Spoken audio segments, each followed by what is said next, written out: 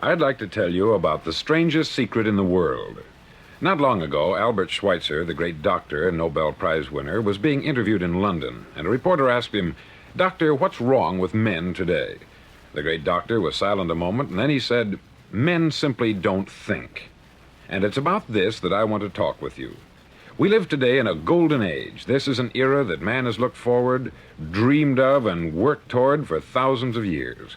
But since it's here, we pretty well take it for granted. We in America are particularly fortunate to live in the richest land that ever existed on the face of the earth, a land of abundant opportunity for everyone. But do you know what happens? Let's take 100 men who start even at the age of 25. Do you have any idea what will happen to those men by the time they're 65? These 100 men who all start even at the age of 25 believe they're going to be successful. If you asked any one of these men if he wanted to be a success, he'd tell you that he did. And you'd notice that he was eager toward life, that there was a certain sparkle to his eye, an erectness to his carriage, and life seemed like a pretty interesting adventure to him. But by the time they're 65, 1 will be rich, 4 will be financially independent, 5 will still be working, 54 will be broke. Now think a moment. Out of the 100, only 5 make the grade. Why do so many fail? What has happened to the sparkle that was there when they were 25? What's become of the dreams, the hopes, the plans? And why is there such a large disparity between what these men intended to do and what they actually accomplished? When we say about 5% achieve success, we have to define success. And here's the definition. Success is the progressive realization of a worthy ideal. If a man is working toward a predetermined goal and knows where he's going, that man is a success. If he's not doing that, he's a failure. Success is the progressive realization of a worthy ideal. Rollo May, the distinguished psychiatrist, wrote a wonderful book called Man's Search for Himself. And in this book he says, the opposite of courage in our society is not cowardice, it is conformity. And there you have the trouble today. It's conformity. People acting like everyone else, without knowing why, without knowing where they're going. Now think of it. In America right now, there are over 14 million people 65 years of age and over, and about 13 million of these 14 million are broke. They're dependent on someone else for life's necessities. Now, we learn to read by the time we're 7. We learn to make a living by the time we're 25. Usually, by that time, we're not only making a living, we're supporting a family. And yet, by the time we're 65, we haven't learned how to become financially independent in the richest land that has ever been known. Why? We conform. And the trouble is that we're acting like the wrong percentage group, the 95% who don't succeed. Now, why do these people conform? Well, they don't know, really. These people believe that their lives are shaped by circumstances, by things that happen to them, by exterior forces. They're outer-directed people. A survey was made one time that covered a lot of men, working men, and these men were asked this question. Why do you work? Why do you get up in the morning? 19 out of 20 had no idea. If you ask them, they'll say, everyone goes to work in the morning. And that's the reason they do it, because everyone else is doing it. Now let's get back to our definition of success. Who succeeds? The only man who succeeds is the man who is progressively realizing a worthy ideal. He's the man who says, I'm going to become this, and then begins to work toward that goal. I'll tell you who the successful people are. A success is the school teacher who's teaching school because that's what she wanted to do. The success is the woman who's a wife and mother because she wanted to become a wife and mother and is doing a good job of it. The success is the man who runs the corner gas station because that's what he wanted to do. The success is the successful salesman who wants to become a top-notch salesman and grow and build with his organization. A success is anyone who is doing deliberately a predetermined job because that's what he decided to do deliberately.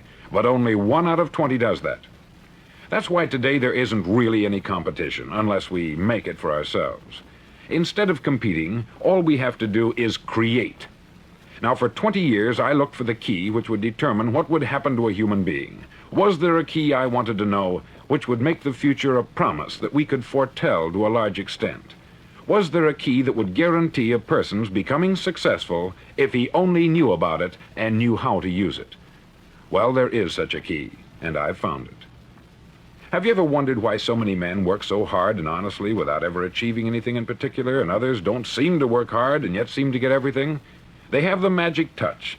You've heard them say that about someone. Everything he touches turns to gold.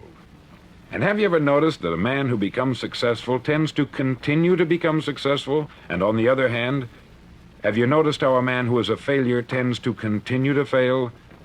It's because of goals. Some of us have them, some don't. People with goals succeed because they know where they're going. Now think of a ship leaving a harbor, and think of it with the complete voyage mapped out and planned. The captain and crew know exactly where it's going and how long it will take. It has a definite goal.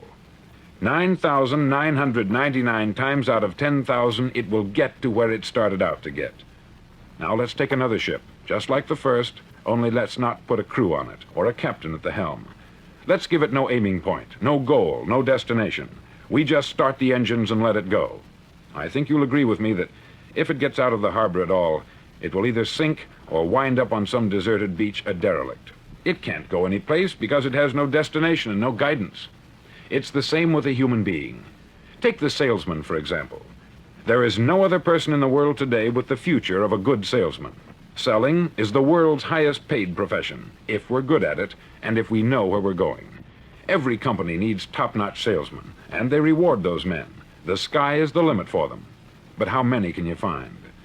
Someone once said, the human race is fixed, not to prevent the strong from winning, but to prevent the weak from losing. The American economy today can be likened to a convoy in time of war. The entire economy is slowed down to protect its weakest link, just as the convoy had to go at the speed that would permit its slowest vessel to remain in formation. That's why it's so easy to make a living today. It takes no particular brains or talent to make a living and support a family today. So we have a plateau of so-called security, if that's what a person's looking for. But we do have to decide how high above this plateau we want to aim for. Now let's get back to the strangest secret in the world, the story that I wanted to tell you today. Why do men with goals succeed in life and men without them fail? Well, let me tell you something which, if you really understand it, will alter your life immediately. If you understand completely what I'm going to tell you from this moment on, your life will never be the same again. You'll suddenly find that good luck just seems to be attracted to you. The things you want just seem to fall in line. And from now on, you won't have the problems, the worries, the gnawing lump of anxiety that perhaps you've experienced before. Doubt, fear, well, they'll be things of the past. Here's the key to success, and the key to failure. We become what we think about. Now let me say that again. We become what we think about. Throughout all history, the great wise men and teachers, philosophers and prophets have disagreed with one another on many different things. It is only on this one point that they are in complete and unanimous agreement. Listen to what Marcus Aurelius, the great Roman emperor, said. He said, "A man's life is what his thoughts make of it." Disraeli said this, "Everything comes if a man will only wait. I have brought myself by long meditation to the conviction that a human being with a settled purpose must accomplish it, and that nothing can resist a will that will stake even existence for its fulfillment." Ralph Waldo Emerson said this, "A man is what he thinks about all day long." William James said, "The greatest discovery of my generation is that human beings can alter their lives by altering their attitudes of mind." And he also said, "We need only in cold blood act as if the thing in question were real, and it will become infallibly real by growing into such a connection with our life that it will become real. It will become so knit with habit and emotion that our interest in it will be those which characterize belief." He also said this, "If you only care enough for a result, you will almost certainly attain it. If you wish to be rich, you will be rich. If you wish to be learned, you will be learned. If you wish to be good, you will be good. Only you must then really wish these things, and wish them exclusively, and not wish at the same time 100 other incompatible things just as strongly." In the Bible you read, in Mark 9:23, "If thou canst believe, all things are possible to him that believeth." Dr. Norman Vincent Peale said this, "This is one of the greatest laws in the universe. Fervently do I wish I had discovered it as a very young man. It dawned upon me much later in life, and I've found it to be one of the greatest, if not my greatest discovery, outside of my relationship to God. And the great law, briefly and simply stated, is that if you think in negative terms, you'll get negative results. If you think in positive terms, you will achieve positive results. That is the simple fact, which is at the basis of an astonishing law of prosperity and success. In 3 words, believe and succeed. William Shakespeare put it this way: our doubts are traitors, and make us lose the good we oft might win by fearing to attempt. George Bernard Shaw said, people are always blaming their circumstances for what they are. I don't believe in circumstances. The people who get on in this world are the people who get up and look for the circumstances they want, and if they can't find them, make them. Well, it's pretty apparent, isn't it? And every person who discovered this for a while believed that he was the first one to work it out. We become what we think about. Now, it stands to reason that a person who's thinking about a concrete and worthwhile goal is going to reach it, because that's what he's thinking about. And we become what we think about. Conversely, the man who has no goal, who doesn't know where he's going, and whose thoughts must therefore be thoughts of confusion and anxiety and fear and worry, becomes what he thinks about. His life becomes one of frustration, fear, anxiety, and worry. And if he thinks about nothing, he becomes nothing. Now, how does it work? Why do we become what we think about? Well, I'll tell you how it works as far as we know. Now, to do this, I want to tell you about a situation that parallels the human mind. Suppose a farmer has some land, and it's good, fertile land. Now, the land gives the farmer a choice. He may plant in that land whatever he chooses. The land doesn't care. It's up to the farmer to make the decision. Now, remember, we're comparing the human mind with the land, because the mind, like the land, doesn't care what you plant in it. It will return what you plant, but it doesn't care what you plant. Now, let's say that the farmer has 2 seeds in his hand. One is a seed of corn, the other is nightshade, a deadly poison. He digs 2 little holes in the earth and he plants both seeds, one corn, the other nightshade. He covers up the holes, waters, and takes care of the land, and what will happen? Invariably, the land will return what is planted. As it's written in the Bible, as ye sow, so shall ye reap. Remember, the land doesn't care. It will return poison in just as wonderful abundance as it will corn. So up come the 2 plants, one corn, one poison. Now, the human mind is far more fertile, far more incredible and mysterious than the land, but it works the same way. It doesn't care what we plant. Success, failure. A concrete, worthwhile goal, or confusion, misunderstanding, fear, anxiety, and so on. But what we plant, it will return to us. You see, the human mind is the last great unexplored continent on the earth. It contains riches beyond our wildest dreams. It will return anything we want to plant. Now, you might say, well, if that's true, why don't people use their minds more? Well, I think they've figured out an answer to that, too. Our mind comes as standard equipment at birth. It's free, and things that are given to us for nothing, we place little value on. Things that we pay money for, we value. The paradox is that exactly the reverse is true. Everything that's really worthwhile in life came to us free. Our mind, our soul, our body, our hopes, our dreams, our ambitions, our intelligence, our love of family and children and friends. All these priceless possessions are free, but the things that cost us money are actually very cheap and can be replaced at any time. A good man can be completely wiped out and make another fortune. He can do that several times. Even if our home burns down, we can rebuild it, but the things we got for nothing, we can never replace. The human mind isn't used merely because we take it for granted. Familiarity breeds contempt. It can do any kind of job we assign to it, but generally speaking, we use it for little jobs instead of big important ones. Universities have proved that most of us are operating on about 10% of our abilities. Decide now, what is it you want? Plant your goal in your mind. It's the most important decision you'll ever make in your entire life. Do you want to be an outstanding salesman, a better worker at your particular job? Do you want to go places in your company, in your community? All you've got to do is plant that seed in your mind. Care for it. Work steadily toward your goal, and it will become a reality. It not only will, there's no way that it cannot. You see, that is a law, like the laws of Sir Isaac Newton, the laws of gravity. If you get on top of a building and jump off, you'll always go down. You'll never go up. And it's the same with all the other laws of nature. They always work. They're inflexible. Think about your goal in a relaxed, positive way. Picture yourself in your mind's eye as having already achieved this goal. See yourself doing the things you will be doing when you've reached your goal. Ours has been called the phenobarbital age, the age of ulcers and nervous breakdowns. At a time when medical research has raised us to a new plateau of good health and longevity, far too many of us worry ourselves into an early grave trying to cope with things in our own little personal ways, without learning a few great laws that will take care of everything for us. These things we bring on ourselves through our habitual way of thinking. Every one of us is the sum total of his own thoughts. He is where he is because that is exactly where he really wants to be, whether he'll admit that or not.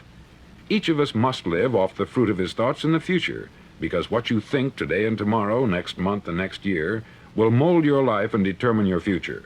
You're guided by your mind. I remember one time I was driving through Arizona and I saw one of those giant earth-moving machines roaring along the road at about 35 miles an hour with what looked like 20 tons of dirt in it, a tremendous, incredible machine, and there was a little man perched way up on top with the wheel in his hands guiding it. And as I drove along, I was struck by the similarity of that machine to the human mind. Just suppose you're sitting at the controls of such a vast source of energy. Are you going to sit back and fold your arms and let it run itself into a ditch? Or are you going to keep both hands firmly on the wheel and control and direct this power to a specific, worthwhile purpose? It's up to you. You're in the driver's seat. You see, the very law that gives us success is a two-edged sword. We must control our thinking. The same rule that can lead a man to a life of success, wealth, happiness, and all the things he's ever dreamed of for himself and his family, that very same law can lead him into the gutter. It's all in how he uses it, for good or for bad. This is the strangest secret in the world. Now, why do I say it's strange, and why do I call it a secret? Actually, it isn't a secret at all. It was first promulgated by some of the earliest wise men, and it appears again and again throughout the Bible. But very few people have learned it, understand it. That's why it's strange, and why, for some equally strange reason, it virtually remains a secret. I believe that you could go out and walk down the main street of your town and ask one man after another what the secret of success is, and you probably wouldn't run into one man in a month who could tell you. Now, this information is enormously valuable to us if we really understand it and apply it. It's valuable to us not only for our own lives, but the lives of those around us, our family, employees, associates, and friends. Life should be an exciting adventure. It should never be a bore. A man should live fully, be alive. He should be glad to get out of bed in the morning. He should be doing a job he likes to do because he does it well. One time I heard Grove Patterson make a speech, the editor-in-chief of the Toledo Daily Blade, and as he concluded his speech, he said something that I've never forgotten. He said something like this: "My years in the newspaper business have convinced me of several things, among them that people are basically good, and that we came from someplace, and we're going someplace. So we should make our time here an exciting adventure. The architect of the universe didn't build a stairway leading nowhere. And the greatest teacher of all, the carpenter from the plains of Galilee, gave us the secret time and time again. As ye believe, so shall it be done unto you."